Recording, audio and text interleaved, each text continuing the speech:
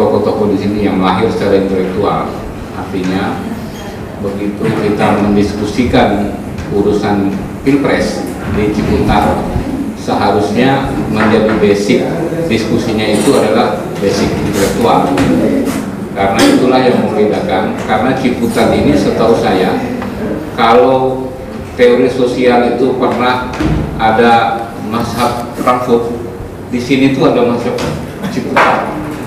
Ini udah mazhab sebenarnya, dan prasyarat dia sebagai satu mazhab itu sudah sangat memenuhi syarat secara intelektual Ciputat, dan tokoh-tokohnya luar biasa.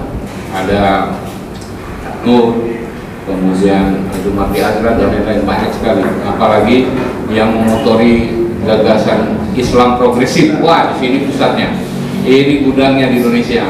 Jadi saya juga lama sekali, makanya jalan itu tadi itu saya masuk itu mungkin udah tahun lalu kali saya terakhir sini tuh. Jadi ingat gitu loh, suasana Ciputat ini memang suasananya itu tentu suasana Ciputatnya tidak suasana gemoy. Dalam konteks Pilpres 2024 ini rupanya kelihatannya masih 70-an hari lagi ke depan. Kelihatannya polarisasi antara pendukung ini kelihatannya tidak signifikan. Mungkin, mudah-mudahan kalau lihat dari beberapa indikator dari pemilih, kemudian perdebatan itu tidak terlalu signifikan terjadi polarisasi. Karena polarisasi itu saya kira masih dalam batas yang wajar. Ngomongin tentang misalnya menuduh kubu ini otoriter, misalnya, itu menurut saya sih wajar aja. Dalam teori kekuasaan itu normal. Tapi yang penting kita lihat itu adalah polarisasi itu jangan sampai di akar rumput. Ini agak bahaya. Mitigasinya itu agak rumit. Begitu ini polarisasi sampai akar rumput, itu suami istri aja bisa berantem itu. Kalau sampai akar rumput itu, indikasinya itu sederhana. Nanti teman-teman ngecek di Pengadilan Agama Depok misalnya, gugatan perceraian itu tinggi atau tidak. Nah itu kira-kira mengeceknya begitu. Kalau tidak terlalu banyak, berarti tidak sampai di akar rumput. Nah mudah-mudahan itu levelnya itu adalah di level perdebatan gagasan gitu. Apalagi di sini teman-teman muda, saya setuju dengan Kang tadi bahwa anak-anak muda ini menghadapi pilpres ini jangan menerima begitu saja gagasan capres, karena di servisnya kan banyak. Saya harus ngomong objektif, meskipun saya ini bagian dari relawan, tapi saya harus ngomong objektif bahwa anak-anak muda ini harus punya basic intelektual, punya basic objektifikasi, cara melihat apa sesungguhnya isi kepala dan visi misi para capres itu. Dan ini menjadi modal, karena kenapa harus begitu? Tantangan di depan itu terutama bagi generasi, karena gini, kita itu kan sebenarnya sudah sangat fase, sudah sangat rata. Beberapa di media itu kita ngomongin tentang bonus demografi. Apa bonus demografi ini? Ini menurut saya teman-teman di sini ini sebagian besar masuk dalam usia-usia yang bonus demografi. Pertanyaannya itu mau diapakan? Nah ini kan yang kan gagasan atau suksesi per 5 tahun itu kan harus bisa menjawab itu. Pemimpin-pemimpin itu harus bisa menjawab itu. Menurut saya itu yang harusnya dikedepankan. Makanya gagasan Prabowo Gibran tentu dengan dibingkai dalam visi misi itu yang namanya Asta Cita, itu banyak hal-hal yang dimuat dalam program itu sebenarnya ingin menyelesaikan banyak hal terkait dengan tantangan ke depan. Misalnya melanjutkan tentang hilirisasi. Hilirisasi itu bahwa kita nggak mau jual bahan baku di Indonesia, karena selama ini misalnya kemarin kita dapat gugatan dari Eropa karena kita stok CPO itu ekspor keluar, kita mau diolah dalam negeri. Nah hal-hal yang begitu itu butuh keberanian. Nah keberanian itu kan harus tercermin dari pemimpin yang berani ngomong tentang kedaulatan negara. Nah hal-hal itu harus konkret di sosok pemimpin itu harus ada, kalau ini bahasanya Amin lagi kita dipakai nggak apa-apa lah, harus ada track record katanya. Wah, kita cek track recordnya, wah gitu ngomongnya. Karena Mas Anies itu senior kita sebenarnya, karena jadi kita cukup kenal. Nah, yang selanjutnya saya kira di masa kampanye yang mepet seperti ini, saya kira ini teman-teman harus punya satu instrumen yang lebih baik untuk ngecek sebenarnya gagasan-gagasan capres itu seperti apa. Nah ini yang makanya saya terutama dengan teman-teman yang atas namakan Jaringan Nasional for Gibran, sekarang kita itu sudah tiap hari itu saya ngecek, kita sudah ada di 30 provinsi. Tiap hari kerjaan saya itu ngecek kabupaten ini sudah update berapa pemilih Prabowo Gibran, dan itu kita pastikan tiap hari kerjaannya kita itu aja. Jadi tiap hari ngecek di kabupaten ini berapa dukungan, di kabupaten ini berapa dukungan, dan kerja-kerja politik itu yang kita mau pastikan. Kita tidak mau masuk dalam perdebatan seperti 2019, dan saya kira bagus juga, saya apresiasi acara KPU kemarin bahwa ada pemilu damai itu. Saya kira ini menjadi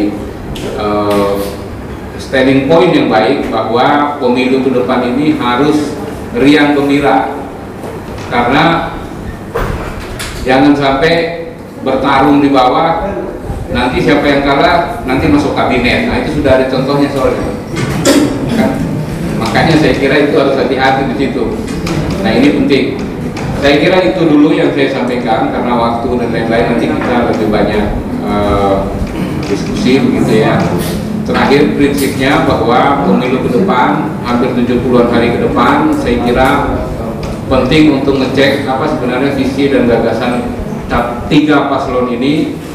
Dan kami dari tim Prabowo Gibran, saya kira kita sudah menyampaikan di berbagai platform, misalnya ada makan siang gratis gitu, nanti ada sekitar 80 juta anak sekolah kita makan siang gratis, nanti boleh dikritik gitu, dan itu kita terbuka untuk dikritisi. Justru kalau nggak dikritisi kita juga bingung, harusnya itu dikritisi nggak apa-apa, karena kritik itu untuk memperbaiki, untuk sebagai masukan bahwa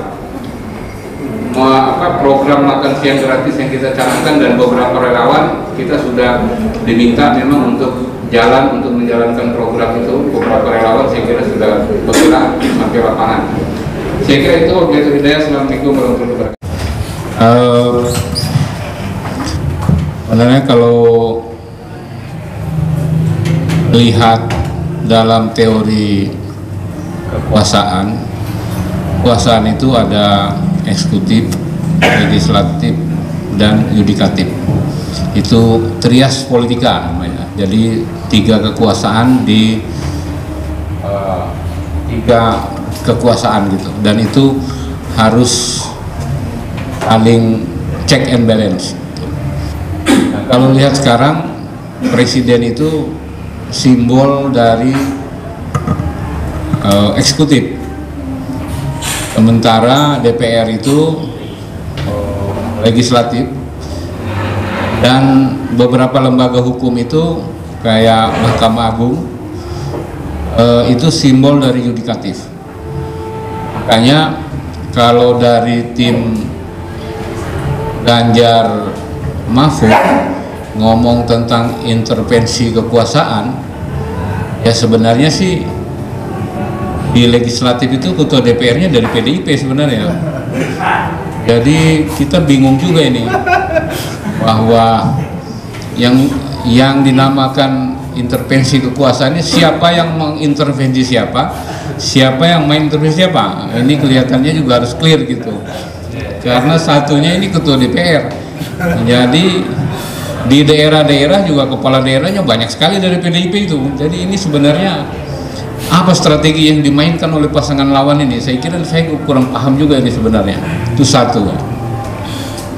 Yang kedua terkait dengan dinasti politik. Dinasti politik ini sebenarnya tidak dikenal dalam istilah atau literatur tentang negara demokratis. Nggak dikenal literatur ini. Saya ngecek banyak referensi buku, saya nggak kenal itu literatur dinasti politik dalam era sistem politik demokratis. Sementara kalau kita lihat dari sisi undang-undang, bahwa saat ini sekarang sebenarnya kita sudah mendeklarasikan diri dari sisi konstitusi adalah mendeklarasikan diri sebagai negara demokratis. Salah satu negara demokratis itu adalah menempatkan rakyat itu sebagai penentu dalam proses politik kekuasaan. Sementara dinasti politik itu adalah proses penunjukan dan tidak ada literaturnya. Harusnya kalau begitu Indonesia merdeka, kalau dinasti politik itu berlaku, seharusnya Soekarno itu menunjuk aja anaknya. Nah, itu dinasti politik. Nah, jadi itu barang. Tapi atau Pak Harto menunjuk Mbak Tutut misalnya, oh nih habis ini Mbak Tutut saya tunjuk sebagai anak tertua saya misalnya. Itu kan nggak terjadi. Dan menurut saya memang ini harus clear pembahasan seperti ini, karena jangan sampai dialog pasangan begini biar ada dinamika lah gitu. Bahwa terkait dengan urusan dinasti itu sebenarnya itu juga hanya menjadi diskusi intelektual menurut saya, tapi itu yang lain. Yang lain misalnya bagaimana sebenarnya Pak Jokowi, apakah Pak Jokowi bisa objektif begitu anaknya calon sebagai cawapres? Nah, ini kan perlu kita cek juga. Pasti lawan paslon pasti ngomongnya nggak bisa, udah pasti itu. Jadi itu normal menurut saya. Tapi sisi yang lain bahwa dari awal Pak Jokowi itu sudah, dan saya kira bisa dicek di semua media, bahwa aparat dan lain-lain itu harus sikap netral. Yang kedua, banyak PJ kepala daerah pernah dikumpulkan di istana dan diminta secara tegas bahwa tidak boleh berpihak, harus netral. Saya kira ini juga catatan penting. Persoalan yang lain-lain itu saya kira masih banyak perdebatan lah. Yang ingin saya sampaikan adalah bahwa di Pilpres kali ini saya surprise lah begitu ya, karena tadi misalnya ditanyakan itu apakah bagaimana pemilu damai. Saya kira di tim TKN Prabowo Gibran itu sudah diinstruksi dari atas sampai daerah bahwa kita tidak boleh mengeluarkan kampanye-kampanye yang sifatnya itu sara, kemudian menyudutkan, menyerang pribadi, dan itu saya kira itu menjadi instruksi resmi dari tim TKN kita, dan itu bisa dicek, dan saya ikut juga beberapa kali rapatnya, dan ini harus kita juga gaungkan dengan serius bahwa kampanye ke depan ini harus lebih ceria. Jadi kalau pesannya Pak Prabowo itu nanti kalau ada yang kritik disenyumin aja. Disenyumin aja. Kalau enggak disenyumin ya ikut joget-joget ini. Begitu hidayah. Assalamualaikum warahmatullahi wabarakatuh. Ya, politik dinasti apa dinasti politik? Politik dinasti atau dinasti politik. Kalau politik dinasti itu dari pendekatan politik, pergantian kekuasaan dengan cara bukan pemilihan, jadi penunjukan. Tapi kalau itu politik dinasti. Kalau dinasti politik itu adalah tidak dikenal juga dalam konstitusi, tapi prakteknya itu sudah terjadi dari tingkatan desa sampai ke atas, itu nggak bisa kita hindar. Karena apa? Pemilihan langsung itu sekali lagi misalnya begini, ada satu desa, ini kepala desanya bapaknya nanti nunjuk juga anaknya itu suruh maju lagi. Itu banyak kejadian itu di semua desa itu. Apalagi kalau kita cek juga di kabupaten itu nanti misalnya kayak di NTB aja atau di Bima lah, paling mudah itu, nggak usah ngecek kemana-mana gitu. Nah, ke Sultan almarhum jadi bupati. Istrinya. Nggak puas juga teman saya SMP itu istrinya, nah, itu teman saya SMP itu di Dompu dulu. Itu teman saya sebenarnya Dinda itu. Jadi nanti patut diduga dan dugaan kuat nanti anaknya jadi bupati juga itu. Kemudian nanti 2 periode dia, makanya saya bilang ke teman-teman aktivis di Bima, berhentilah kalian bercita-cita jadi bupati Bima. Karena hampir semua pilkada di Bima sampai 20 tahun ke depan kelihatan ini barang udah selesai. Jadi mending pindah ke Dompu aja, mungkin ada peluang di situ. Tapi maksud saya, apakah itu salah atau enggak? Ini bukan urusan salah dan enggak. Ini adalah urusan kepentingan politik di daerah masing-masing. Ya kita ngecek aja, misalnya kayak di Banten, itu di Banten itu bisa dicek itu. Dinasti politik yang begitu. Jadi dari Ratu Atu, dari anaknya, dari mantunya, dari mana-mana itu, dari ibunya, dari ibu di lain, dari istri di lain ini, anak di lain istri, macam-macam itu bercabang-cabang itu. Kita juga ini nanti airin lagi mau nyalon gubernur, tapi menurut saya tidak juga melanggar apa-apa. Maksudnya kalau kita cek dari sisi konstitusi, nggak juga dia dilanggar, nggak apa-apa menurut saya. Sekarang artinya intinya itu adalah ada di kedaulatan rakyat. Kedaulatan itu ada di tangan rakyat. Ya kalau rakyat nggak setuju ya nggak usah milih gitu aja kan. Misalnya kayak ini masyarakat di Bima, kalau mau protes itu ya nggak usah milih. Tapi sayangnya kan banyak yang suka. Kalau kita masuk di Wera sana ya nggak mungkin lah nggak milih Sultan. Nah, nanti kobokannya aja masih diminum ya kan? Kuat kan saya udah cek ini barang. Jadi barang jadi gitu loh. Jadi gimana caranya? Kan yang penting kedaulatan atau di tangan rakyat. Tapi begitu rakyat menginginkan mau bilang apa? Ayo mau bilang apa? Kan nggak bisa juga. Artinya tidak ada langgar diskusi. Itu politik dinasti atau dinasti politik, bedanya di situ. Jadi ini bukan urusan barang ini boleh atau enggak. Ini urusan bagaimana menyikapi apakah politik dinasti kita pahami atau dinasti politik bagaimana kita memahami itu dalam praktek politik di Indonesia. Gitu. Nanti diskusi yang lain kita lanjut. Oke, jelas. Udah. Satu, urusan gagasan. Urusan gagasan itu sudah tercermin dari visi misi kandidat dan saya kira itu dibagi di KPU, bisa kita baca. Yang kedua yang harus dipahami itu adalah terkait tentang marketing politik. Marketing politik ini adalah cara para kandidat bagaimana caranya meraih dukungan pemilih di bawah. Kalau ditanya itu gemoy itu sebenarnya kalau ditanya Pak Prabowo itu nggak tahu juga itu gemoy. Tapi itu adalah lahir dan hidup dari pemilih di akar rumput, di anak-anak muda sendiri.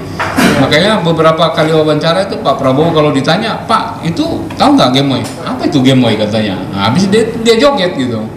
Nah kan joget itu kan sebenarnya dia juga sudah jelaskan, dia itu punya tradisi dari kakeknya di Banyumas begitu ya.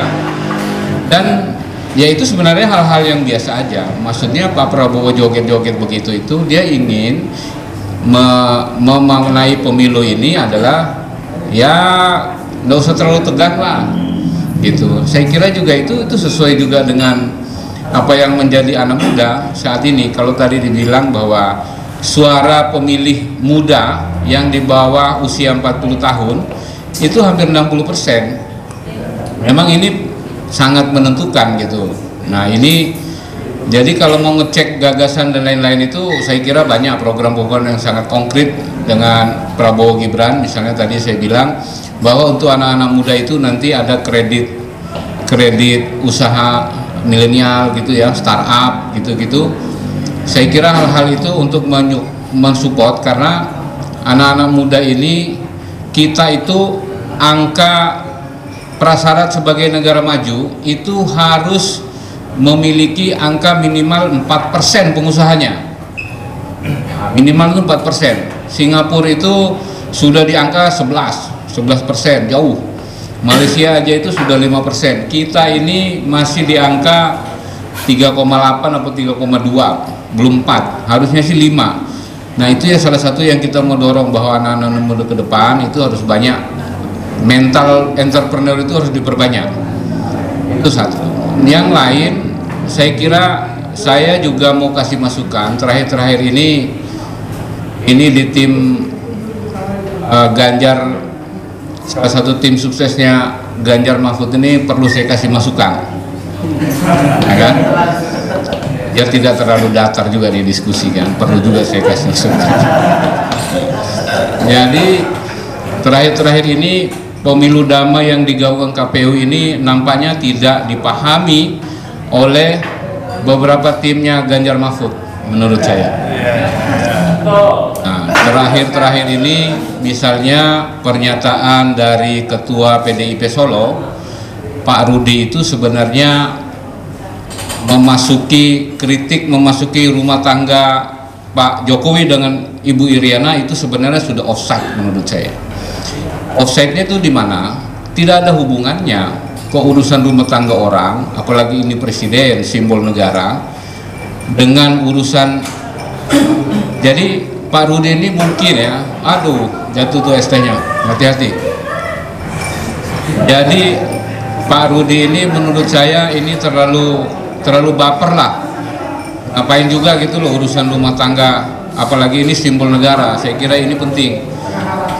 Karena pernyataannya terakhir ini bahwa mengkomentari tentang Ibu Iriana itu menurut saya itu bukan materi kampanye, tidak ada hubungan dengan Pilpres. Dan ini menurut saya menjadi catatan serius bahwa apa yang menjadi kampanye damai beberapa hari yang lalu di KPU itu dan sudah disepakati semua paslon, saya kira ini harus diikuti juga oleh tim-tim sukses. Dan pernyataan Pak Rudi ini sebenarnya kontraproduktif dengan apa yang menjadi gagasan pemilu damai yang di KPU. Saya kira hal-hal ini yang perlu jadi catatan bahwa kita nggak perlu masuk di pemilu ini urusan sangat pribadi, apalagi ini adalah simbol negara, presiden, dan ini penting. Jangan sampai urusan sakit hati dan lain-lain itu dibawa dalam konsentrasi ini. Jadi menurut saya Pak Rudi harusnya cukup bijak lah menanggapi itu. Nah, yang lain-lain saya kira di pemilu kali ini, saya kira begini, kalau lihat sejarahnya, kelihatannya sih yang menang Pilpres itu harus punya trendsetter baru yang dibawa dalam dunia politik kita. Kalau dulu Pak SBY itu kan menang dengan tampilan yang sangat dibawa, ngomongnya kan terstruktur, tertata. Hampir kata-katanya itu sangat sistematis kalau Pak SBY itu, dan itu jadi, dan itu trendsetter waktu itu, banyaknya juga yang mengikuti. Tapi begitu era waktu Pak Jokowi itu 180 derajat dengan gaya SBY, pidatonya tidak, ya begitulah, tapi urusan kerja lapangannya beres, tuntas. Kan tidak sebagus Pak, karena memang tidak keahliannya di situ, tapi urusan kerja sampai menyelesaikan banyak program yang mangkrak itu luar biasa. Infrastruktur dan lain-lain. Kita kenal baju kotak-kotak juga waktu zamannya Pak Jokowi itu. Kemudian istilah belusukan juga zamannya Pak Jokowi itu. Nah, sekarang pertanyaannya di pemilu 2024 ini apa trendsetter? Kelihatannya sih yang bawa trendsetter itu di pasangan Prabowo Gibran. Saya belum lihat di pasangan yang lain membawa trendsetter apa. Kayak Ganjar ini kemarin sih baju putih apa tuh ya, putih garis-garis, tapi kok jadi kayak ragu-ragu gitu, nggak sampai lanjut. Nah, saya ngecek di penjahit kayaknya nggak lanjut itu ordernya gitu. Ini menurut saya. Nah, kalau kayak moderator ini tadi saya tanya, ini moderator ini pendukung Prabowo Gibran atau enggak, karena baju ini itu sudah tren. Aminkan aja dulu Bang. Nah, kobul. Jadi saya ngecek juga di banyak penjahit, stok-stok kain yang warna biru-biru begini kelihatannya meningkat. Ada pesanan yang begitu masif ini, dan ini bagus juga membantu UMKM kita di bawah, sehingga penjahit itu hidup, karena saya bergerak di situ. Jadi penjahit di bawah hidup, kemudian UMKM yang bergerak di konvensi itu hidup, karena order baju begini meningkat nih terakhir. Dan ini menjadi trendsetter baru, apalagi urusan gemoy-gemoy itu, dan ini ya kita nggak bisa menghindar juga bahwa media sosial sekarang itu kan sudah menjadi satu apalagi anak-anak muda itu kan sebenarnya lebih banyak di dunia media sosial sebenarnya. Makanya tadi saya setuju, kalau ini saya setuju nih, bahwa kampanye damai itu memang harusnya tidak hanya di level offline, tapi di udara itu juga memang harus. Tapi sebenarnya juga nggak bisa juga dihindar, karena media sosial itu kan orang bebas mengekspresikan apapun, itu tergantung kita aja memfilter. Nah, terakhir, kalau ini dua paslon ini sampai nanti pencoblosan tidak punya translator yang dibawa, kelihatannya sih sebagai pemenang ini kita sudah bisa melihat gitu siapa yang akan memenangkan pertarungan Pilpres. Dan dengan kerja-kerja lapangan kita di bawah, saya kira ini juga terukur. Sekarang kita ada translator baru, baju biru begini, nah itu luar biasa, nggak ada lagi baju kotak-kotak. Jadi biru itu simbol kecerahan, simbol cerah biru langit. Nah itu biru langit itu sebenarnya itu simbol menyongsong masa depan yang jauh lebih baik. Wabillahi hidayah. Assalamualaikum warahmatullahi wabarakatuh.